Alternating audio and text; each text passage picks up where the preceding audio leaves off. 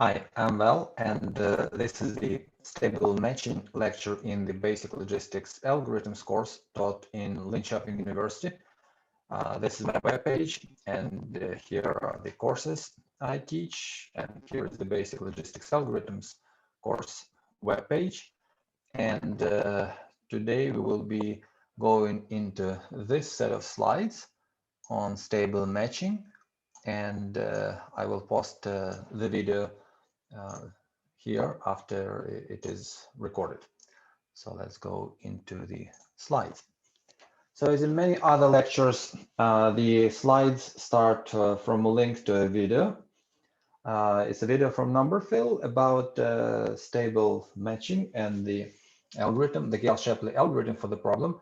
We will not be watching the video inside the video, but I encourage you to go and watch that video when you have time. It's a nice exposition of the same material that I'm going to teach now. But for us, this will be essentially the one and only slide with few animations. This is all you need to know. So we will be talking about stable matching, and in logistics and in economics and in other places, stable matching and stable allocations arise very often when you have markets with two-sided markers. So people want to buy and sell things, be served and earn money by serving, or you can also consider employees and employees with, you can cast stable salaried matchings. Another application very important is organ donors and acceptors, renting apartments, medical students going to hospital programs is also an important application of the matching. One natural and also historical setting in which stable matching appears is having men and women and trying to match them to each other. It's fun to speak about the problem in these terms, and this is also how the problem originally was studied, and this is how we will speak about the stable matching. And it's a classical problem in economics and in algorithms and in other fields, but nevertheless the research on it is still ongoing. And quite recently, in 2012, the Nobel Prize was given exactly for this theory of stable allocations. So it also made it into the news. So the formal setting is as follows. We have a set of women and a set of men, and we assume that the sizes of the sets are the same. So we have n women and men, and we want to match them, marry them one by one. So every person has a list of all people over on the other side. For instance, in this example, Anna has an ordered list of men. So she likes David the most. Her second preferred choice, or second in her preference list, or second in her ranking is Emil, and Franz is the last one she wants to be matched to. The same goes for every woman. For instance, for Berta, the list is slightly different. She likes Emil the most, and then David, then Franz. Carla has the same preference list as Anna, the same in the sense that it's ordered in the same way. Of course, all women have the same preference lists. Well, each list contains all the men, but they are ordered differently. And similarly, every man orders all women. And yes, the closer to the top of the list the woman is, the better she is for that particular man. So every man has an ordered list of women in the order of his preference over women.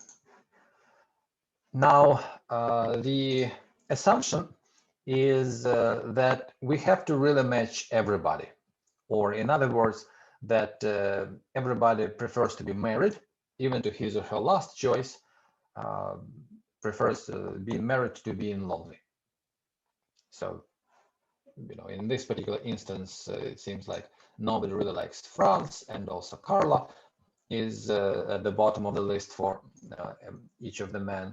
But nevertheless, any woman would rather be matched with France than not matched at all. And any man would rather be matched with Carla than not being matched at all. So that's the assumption. We really have to match everybody one-to-one. Now, the important notion is the notion of a pair that blocks a matching. So here is the definition, and as is often the case, it's harder to give formal definition than explain the idea. The idea is pretty simple. So suppose you have a man and a woman, and they like each other better than the partners in the matching.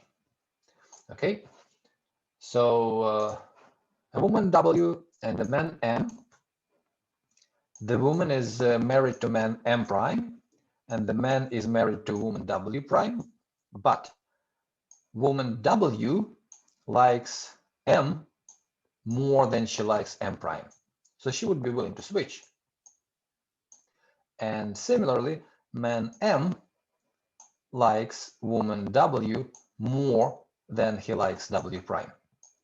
So the switching desire is mutual. The switching desire must be mutual. And then the woman W and the man M form a blocking pair. So, they would drop their current partners in the matching and would rather marry each other.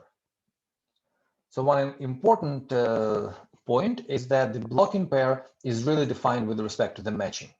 We need 4 people to understand whether this is a blocking pair or not. So these should be matched, and these should be matched. Then these two may form a blocking pair if they like each other better than their spouses. But it's not sufficient to just look at 2 people without knowing who they match to and try to understand whether they do or do not form a blocking pair. A blocking pair is defined with respect to a matching. So you look at the matched edges, and if the connections along them is not as strong as the connection along this would-be edge, then, well, these 2 people will divorce and marry each other. Again, pretty natural interpretation, but it's important to also know all the details of the definition. Okay, so that's the definition of a blocking pair. And now we say that a matching is stable if there is no blocking pair. Again, pretty natural. So a matching is stable or good if there is no blocking pair, or in other words, if there are no 2 people who would break the matching and marry each other instead of the partners suggested to them by the matching. Okay. So again, it's about blocking pair. It's not about happiness or unhappiness of one person. So one person may like somebody else much more than the spouse. For instance, woman W may like man more than man M prime. But if man M likes woman W prime more than he likes woman W, then man M will not switch to woman W, will not do it. So they will not form a blocking pair, even though one of the potential participants in the blocking pair would like to switch. So the blocking pair is a blocking only if the desire to switch is mutual. Okay, so hopefully the definition is understandable. We will have quite a few examples. Start from the example exactly here on this instance of the stable matching. So we have, the 3x3 instance of the stable matching, and suppose we have a matching like this. So it's also highlighted here with this black line. So Anna is matched to France, Bert to Emil, and Carla to Jen. And I would encourage you to pause here for some time and think whether this matching is stable. Or can you find a blocking pair a pair of a man and a woman who would rather switch to each other instead of staying with their current partners. So as a hint, I can tell you that there is no better algorithm than just checking every pair. Well, you can try to somehow guide your search by thinking, okay, so France is least favored by all the women, and Anna is matched to France, so we surely know that Anna wants to switch. Okay, so Anna would want to switch to David or Emil. Let's see if any of David or Emil would like to switch. Well, David is matched to Carla, and again, Carla is least favored by everyone. In particular, she is least favored by David. So Anna and David are a blocking pair here.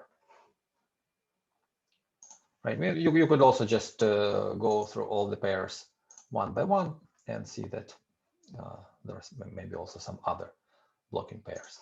So again, the reason why Anna and David form a blocking pair is because Anna prefers David over her current match. Well, actually, David is the most preferred for Anna. And also, David prefers Anna over his current match. Well, Anna is not the top choice for David, but still, he prefers Anna to Carla, prefers Anna to his current match, so they would form a blocking pair. Here is another blocking pair. In fact, Anna may also switch with Emil, so we know Anna will want to switch because she's matched to her worst choice. And Emil is matched to Berta, but Emil prefers Anna more than Berta. He likes Anna more than anybody else, so Emil would also be willing to divorce Berta and switch to Anna. Hence, these two also form a blocking pair. Okay, and you can continue checking if there are any other blocking pairs in this particular matching. Let's consider another matching, a matching like this. And again, I would encourage you to pause for a second and try to find a blocking pair.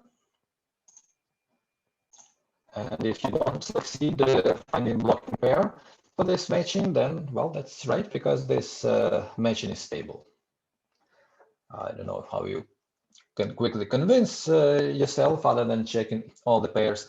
But, well, maybe you can look at this, well, pretty unhappy couple because, well, Carla is least favored and Franz is least favored, but they still prefer to be matched to each other than stay alone.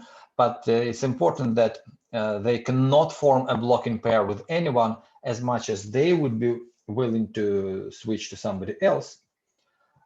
Nobody would want to switch to them, so they will not form a blocking pair.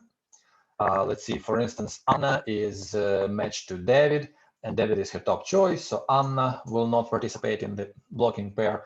So the only hope to form a blocking pair, since we need to have a woman in the blocking pair, is to see whether Berta would like to switch, but again, Berta is matched to her top choice, so yeah, she wouldn't want to switch. That's quick check or proof that this matching is stable. And of course, the interesting question is whether there always exists a stable matching, or we were just lucky to find a stable matching in this instance. And if it exists, how can we find it? What's the algorithm for it, or the algorithm for checking whether a particular instance admits a stable matching? And the answer is pretty interesting. Turns out that stable matching always exists. And here is the algorithm for it.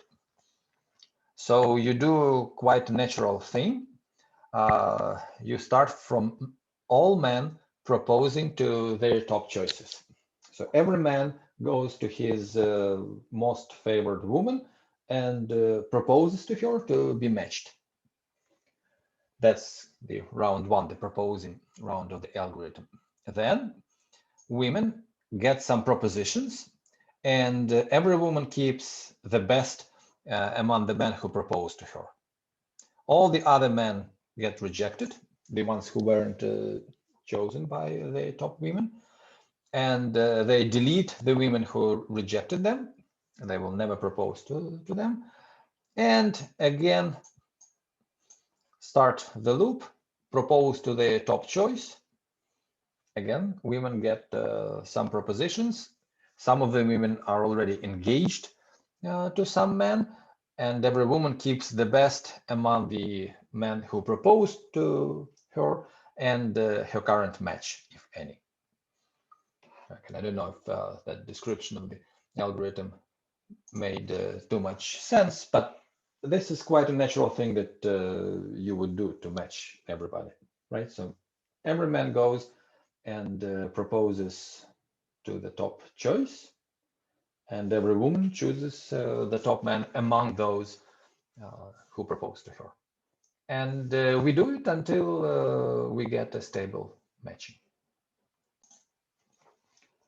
So let's apply the Gale-Shapley algorithm to the particular instance of the stable matching that we have here on the slide.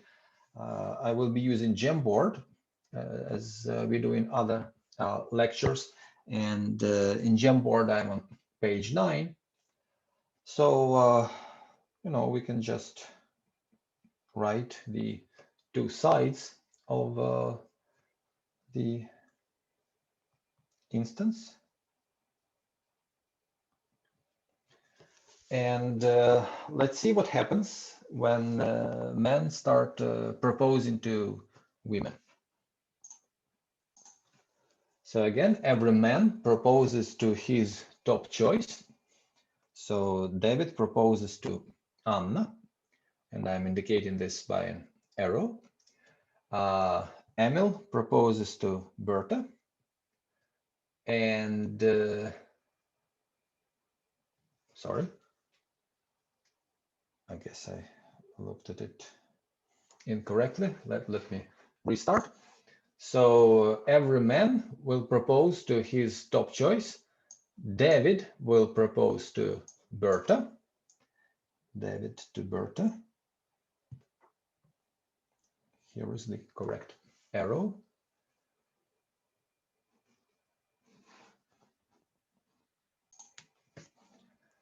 Emil will propose to Anna.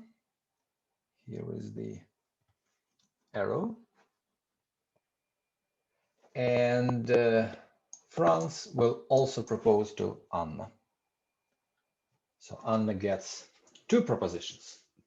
Okay, so that's the end of the first step of the proposing step. Now those women who get propositions will choose the best. I will redraw the instance for the starters, but in principle, you can also use the same picture to do the algorithm if you need that, if you're fine with that. So I guess it's easiest with Carla. She doesn't get any propositions, so there is nothing for her to do. Berta gets a proposition from David only, so she says yes to David and gets at least temporarily matched to him, or sometimes they say engaged. She is engaged to David, and Anna is the only one who needs to make the choice. So we look at Anna's preference list. She got propositions from Emil and Franz. She prefers Emil to Franz, so she gets at least temporarily engaged to her, to him, and says no thank you to Franz. So Franz is currently unmatched, and he is the one who will be doing the proposition at the next round.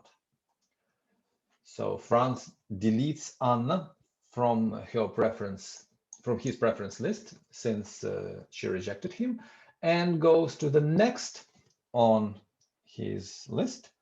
He goes to Berta, and David and Emil do nothing because they are engaged.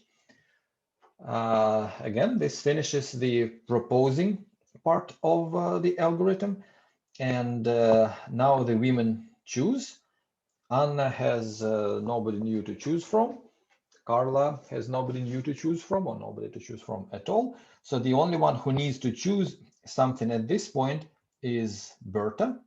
And Berta is choosing between Emil and Franz. Let's see, Emil and Franz. Well, she prefers Emil. So she says no thank you to Franz and stays matched to David. So Anna is still matched to Emil, Berta is still matched. Anna is matched to Emil, Berta is matched to David, and Franz is again rejected.